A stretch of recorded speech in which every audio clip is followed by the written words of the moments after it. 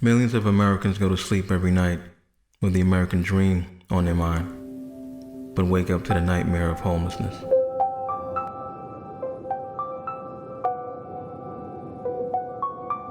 As somebody who has seen the other side of being wealthy, becoming down and out,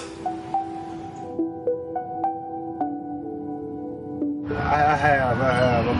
I'm not no bum. Yeah. I may be down, but there's always opportunity. You always push forward. You may fall, but you get up. And over there, I had a really good job for 5 years painting for this guy, but then he ran out of work. I'm off, got sick, I came back. I've been homeless ever since.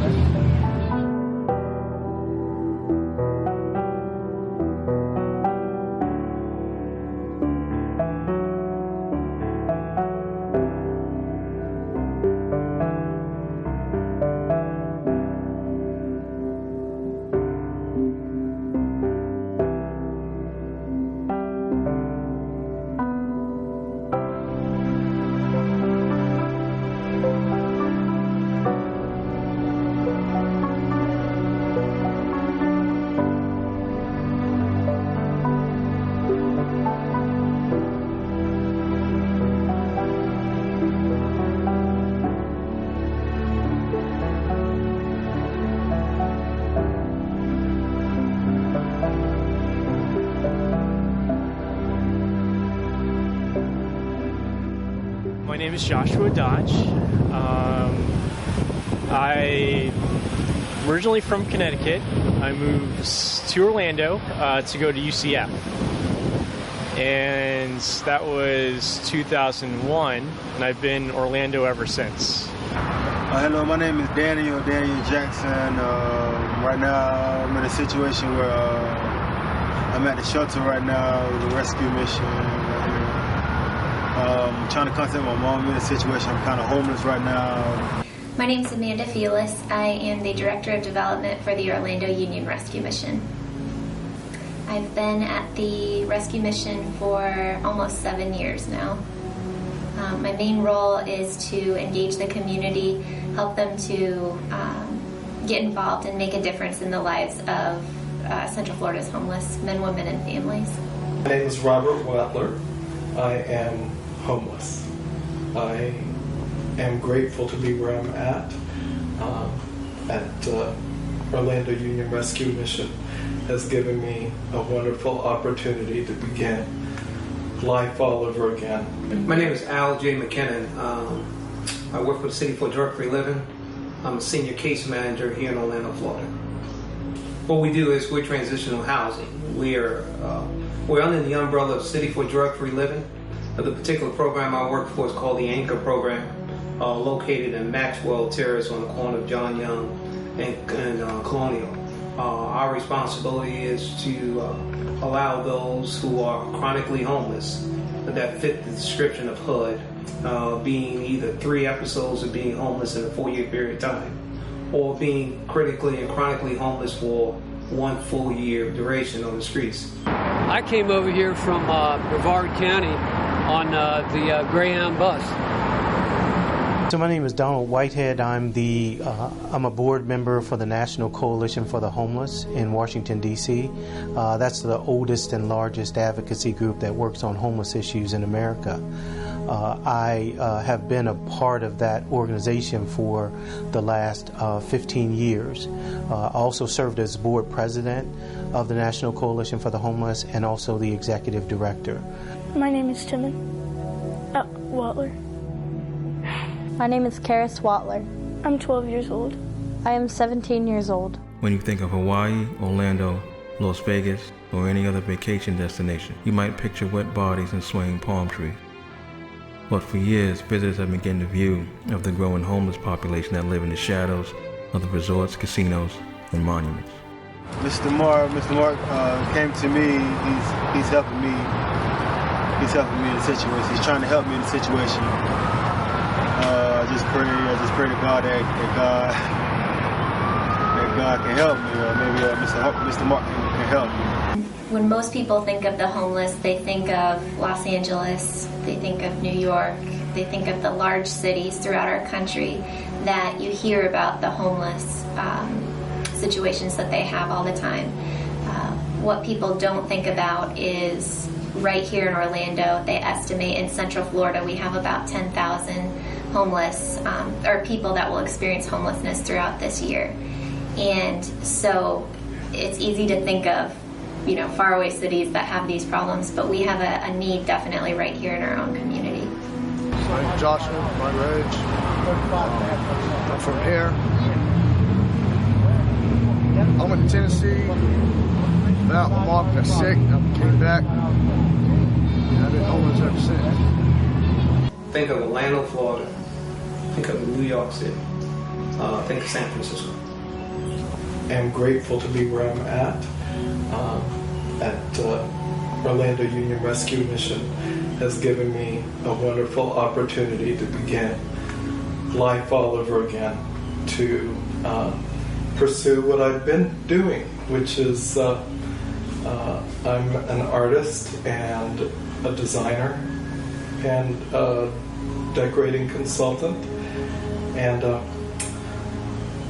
this is a wonderful place for me to be because they're doing all that they can to help me to pursue my career once again. Automatically my mind goes to big cities like New York, Portland, but naturally I think of places that I've lived and been before and witnessed it for myself, such as Arizona, New Orleans is a big one, Orlando. Places where you see it, I automatically think of that. I've been a painter for 30 years, on and off. And over there, I had a really good job for 5 years painting for this guy. But then he ran out of work. Because, see, another thing over there is all the major building in Brevard County is done. The last city that was built was called Vieira. And then they built another Florida hospital there. And that was it. When I think of homeless people, I think of cities like New York, Chicago, Los Angeles, Detroit, cities like that, big cities. The two cities that come to mind are Los Angeles, California, and New York City. Recently, though, I've thought about Orlando in the same vein. New York and Los Angeles are notorious, and if I could add one more, I would lump San Francisco in there. Their homelessness is really pervasive. The numbers of people living on the streets are bigger than some small cities.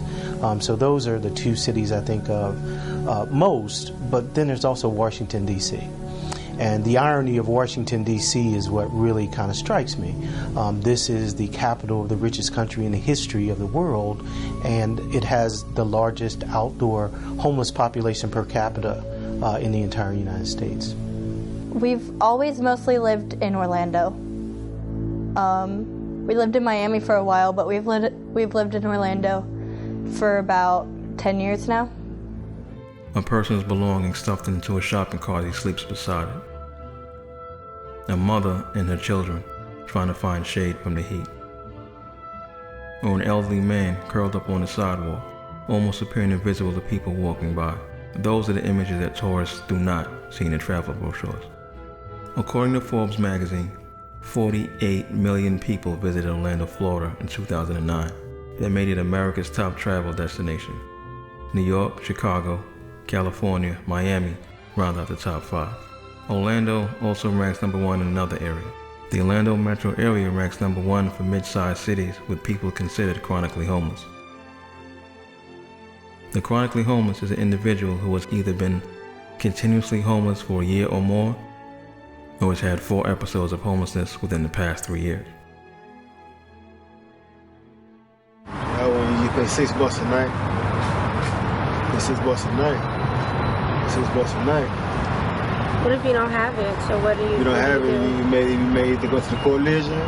They pay $1. You pay $1 over there. You stay here. We at the Orlando Union Rescue Mission, we've seen, like I had mentioned before, we get about 50 to 70 calls a day from people in the community in need of help. And this particular facility that we're serving, I think a lot of people, when they think of the homeless, people they're thinking that are struggling with addictions and different things like that. But particularly our women and children's facility, the economy has affected them in that many of our families who are here just are down on their luck in finding employment, and so they just need that hand to help them to for a short period of time. It's not even a long period that they're with us. It's 6 months to a year generally, but in that time period, that's when they turn their lives around and get back on track to where they should be. Oh yeah, they try to do a lot for the homeless people over here.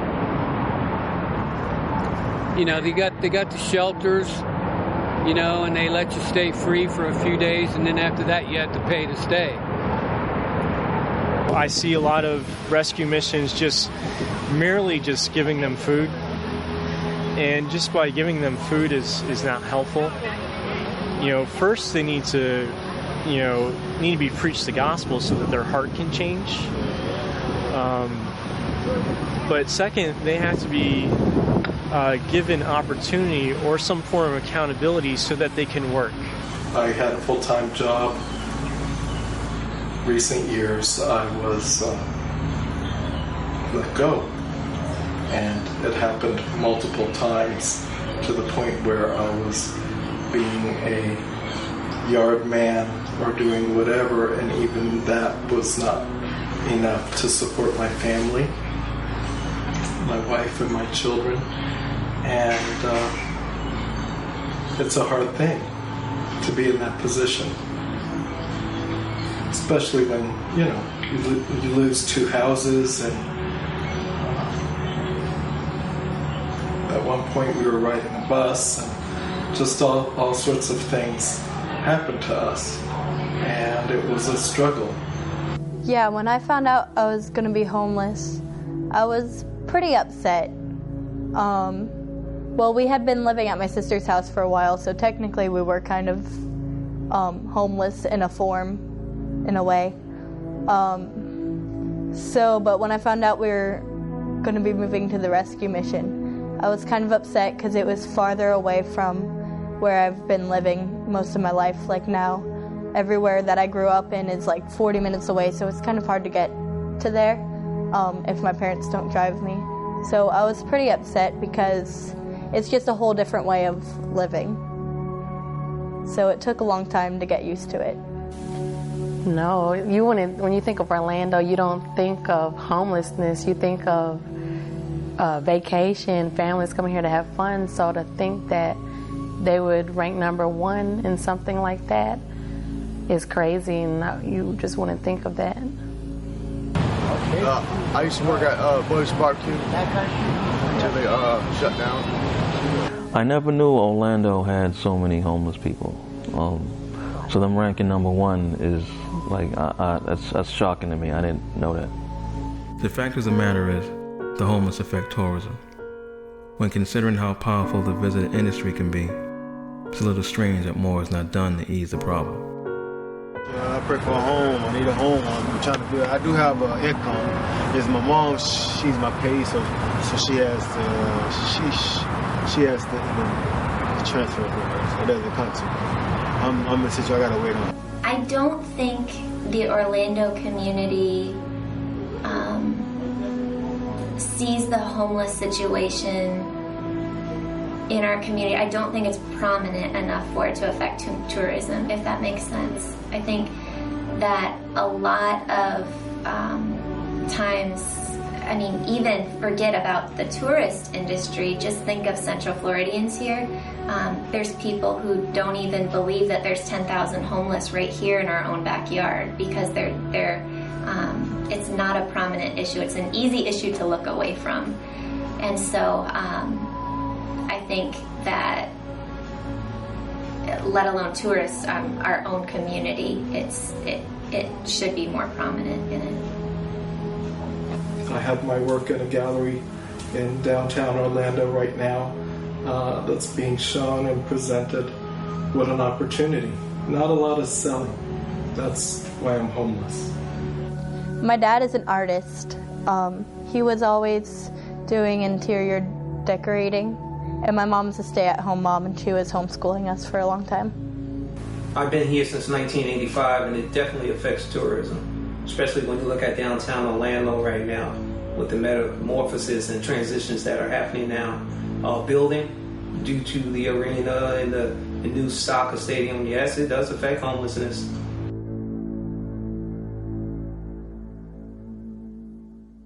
A blue box word, that's the only word you can panhandle. You know, panhandle outside the blue box, you get arrested. You can ask, but some people just give it to you. Some people got signs saying need money for food or cigarettes, whatever. It definitely affects tourism. I mean, if you knew when you were going somewhere that there were a bunch of homeless people around your hotel, I probably wouldn't care, but I'm not the person that aiming at the tourism. Like, a lot of people probably wouldn't care to go to that hotel. For 17 years, I was part of a clothing drive that would, during the week before Christmas, we'd gather clothes from everybody, sort them into sizes, and have the guys in the homeless shelter come through and tell their size so they could get clothes. Because, you know, and I think a lot of times people think about it during the holidays, like feeding people and clothing people at holidays, but it's really in the middle of the year that nobody's reaching out to homeless people. Right. Is that what you found? Right. There's over 1 million homeless students in the country. There's 1 in 45 children would experience homelessness throughout the year. That's 1.6 million children that will be homeless. There's over 400,000 homeless veterans. And so how are you doing now? I mean, how do you feel now where you're at in life versus where you were when you were 19? I'm sitting here with y'all, so. He's like, so it's all good. But it shows that anybody can do anything.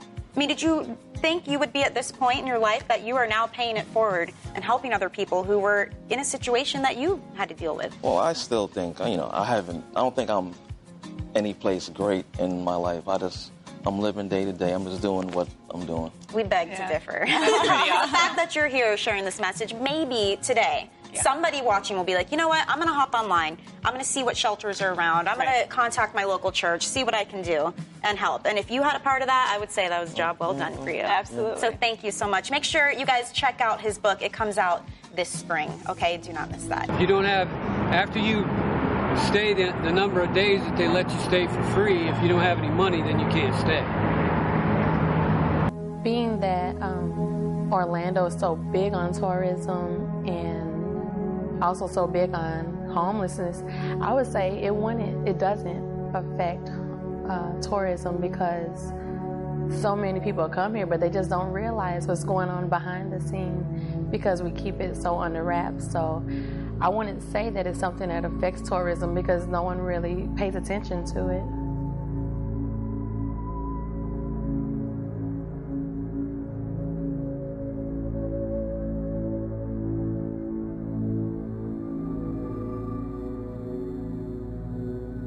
Some cities have acted aggressively, however. Who can forget when the city of Atlanta got rid of their homeless before the '96 Olympics by giving them one-way bus tickets out of town? Williston, North Dakota, and Fort Lauderdale, Florida have recently done the same. I think it would be a tragedy to do something like that, even think about it. I have not heard that, so I don't know anything about that. I think that I've never heard that before. That's something that I've seen happen a number of times around major events. It happens around both Democratic and Republican conventions. It happened in Salt Lake City. I actually was the president of the National Coalition during the time that the Olympics were held in Atlanta. And we were very upset about what happened there for a number of reasons. Not only did they give one-way bus tickets, but they also destroyed thousands of units of public housing. They actually obliterated an entire community. So it's something that happens pretty regularly. There's still cities that do one-way bus tickets, and it's another one of those solutions to homelessness that are not really a solution. That's crazy. That shouldn't happen that way. It shouldn't be done like that. I would say that it's crazy to think that a city would use their funds to get rid of their homeless instead of using it towards helping them. Through Jobs Partnership of Florida, I had a contact and they introduced me to an associate pastor of a church downtown Winter Park. And they invited me to teach art sketching there at that church. And the class begins Monday night, which is tonight. And I'm able to do what I used to do, be in the art world once again. Is that the answer? To just get rid of your problems by giving them to someone else? I'm sure a country as rich as this can come up with a better solution than that. I mean, this is America, isn't it? The richest country on earth? Isn't it the only country that went to the moon? The country that invented the internet? The country where the Wright brothers invented the airplane and Henry Ford invented the automobile? Wait a minute. Henry Ford didn't invent the automobile. It was that German guy called Benz. And what about those that fought for America's freedom? The veterans. In my opinion, there should be no such thing as a homeless veteran. After all, have you ever heard of a mind that talked too much? But about 62,000 or 13% of all homeless persons are veterans. I gotta give it some time because, man, me and my dad, things went down with me and my dad, so I said, I don't like that. I'm better than that. You understand what I'm saying? Maybe I can talk to you, maybe if I could talk to you maybe after the video. America is indeed the richest country in the world. Being a retired military officer, 22 and a half years, 6 wars, 3 gunshots, and a big pension.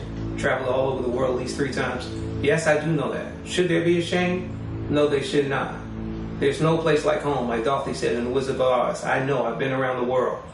America might have some injustices, and America might have some issues they need to concern with, but they do help their own. And from a biblical standpoint, even Christ Jesus said, the poor you will have with you always. It's an issue of their sin. Not in every case, but in some cases it could be an issue of their sin. That, you know, there's the sin of laziness, the sin of adultery. You know, they commit this act and there's consequences in their relationships. I don't know if ashamed is the right word. That's what I'm struggling for right now. I think it's sad that people in our own backyard are having to struggle through such issues. But like I said before, it's so many times we'll see people come into our facility down on their luck, but this experience made them into such stronger people in the long run. And so I think God uses everything for his ultimate good. And sometimes people being down on their luck and going through hard times allows them to become stronger people in the long run. They think that we might be on the streets asking for money and stuff, but that's what some homeless people do, but not what our kind of homeless people do. Homelessness could have been ended in 2001 when we introduced something called the Bring America Home campaign. We worked with members of Congress. It was a comprehensive set of initiatives that, if enacted, would have ended homelessness. There were 10 titles that covered housing, they covered income for homeless people, education. Another big thing was civil rights. There are more homeless people have been killed as a result of violence than all the other protected classes combined over the last 5 years. And that's startling to me.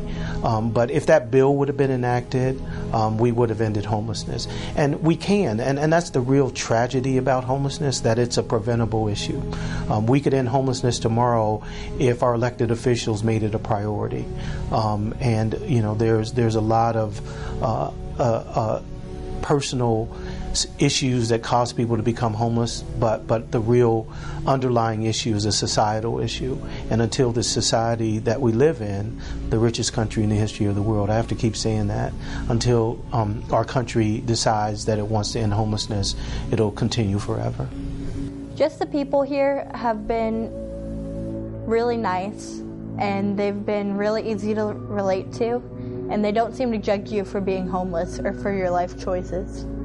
And they're a lot of fun to get along with. You can play around with them, and we play volleyball all the time, and it's just a great environment to be in.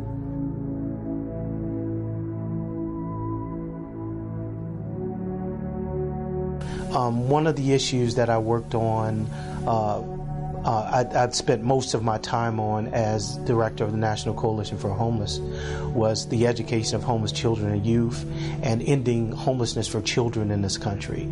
We weren't successful in ending it. A third of the population in the country is actually children. What we worked on was something called the Education for Homeless Children and Youth Act. And that particular bill allows for a homeless liaison in every community in the entire country, every school district. And if I can think of anything that I'm proud of, it was getting that legislation moved through Congress. And now any city in the United States, if a homeless child goes into a shelter, there's transportation provided so she can go back to the school of her origin. And that's very important because there's statistics that say if students lose time in school, they're actually very likely not to be able to excel academically. And for homeless children, they really have problems in school, and it's because of the constant movement. So what we wanted to do was stabilize it. So I think it's really just incredible, again, that in the richest country in the history of the world, we have over 1 million homeless children. I'm in 6th grade. I am in 11th grade. A's and B's and some C's. I plan on going to college. I'm thinking of majoring in education, probably English education.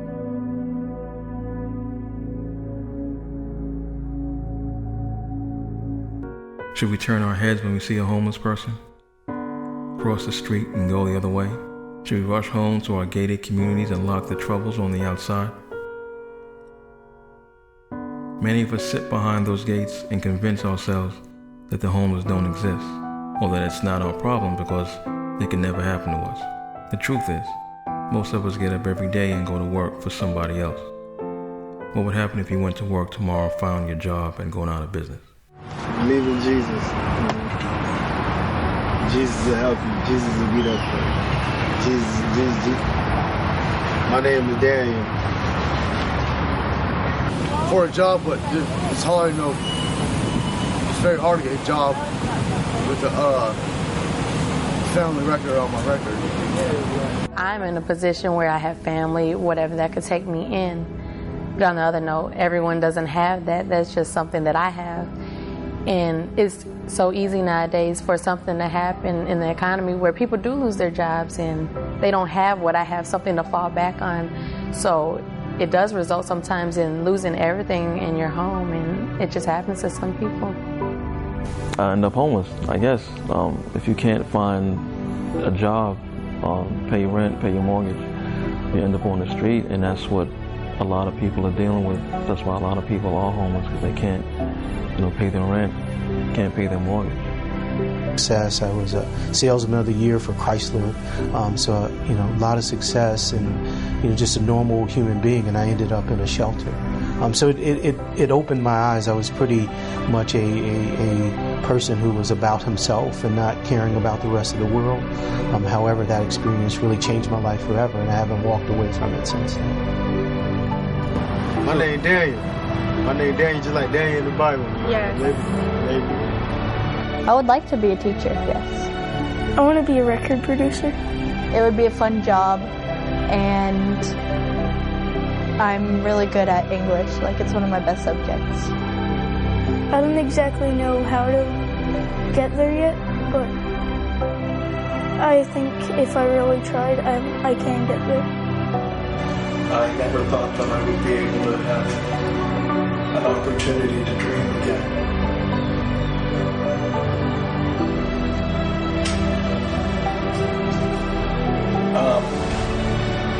Sorry. Don't cry for me. Don't cry for me. Don't cry for me. Don't cry for me.